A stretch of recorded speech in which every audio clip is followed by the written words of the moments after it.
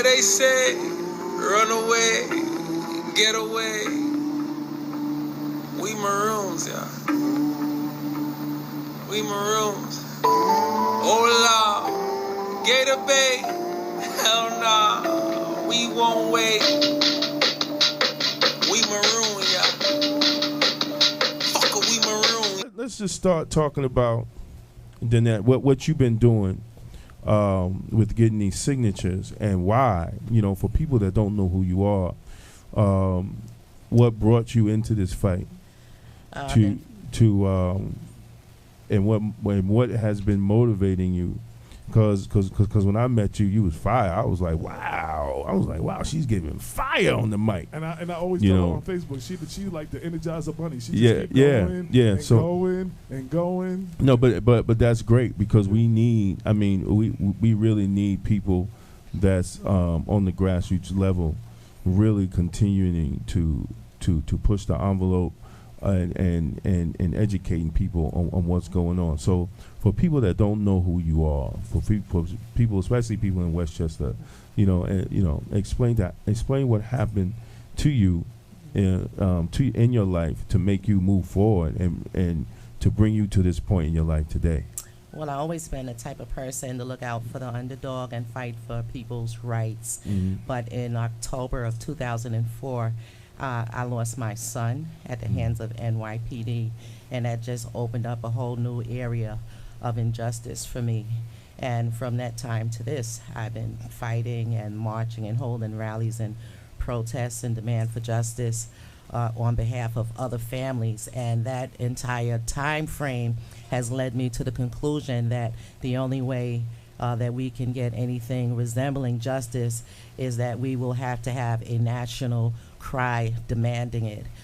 There's been clear cases across the year that show blatant disregard for the law, and those in authorities who are unwilling to punish police for the murders and brutalizations that they've committed. There's been several amendments, reforms, and programs and things instituted in order to fight against police brutality and hold police accountable, and none of them have succeeded.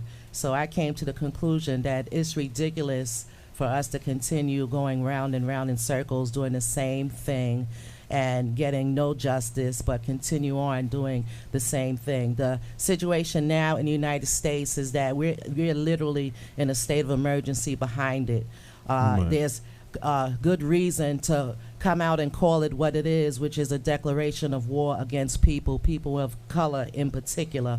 Because while we have these police flooded in our community in the name of protecting and serving, they're killing us, falsely arresting us, brutalizing us, and no one is willing to hold them accountable. And when I say no one, I'm talking about politicians and those who we were led to believe were our civil rights organizers and activists. They come out and they speak on it, yes, but they don't say what needs to be said. They sugarcoat it, glaze over it, and keep people believing that something is being done and that whatever it is that's being done is effective, and it has not been affected. So I'm of the position that we need to rise up in a national demand for action and hold this country accountable for the claims that it has made concerning liberty and justice. Our people have been put to sleep or very submissive because they believe in those claims. They believe that somebody somewhere other than them is going to handle and take care of the problem. That's not true.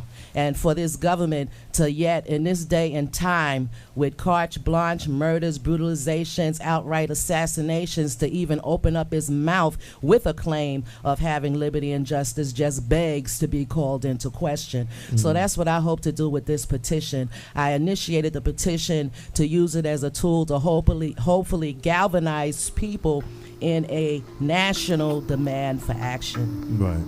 That's great.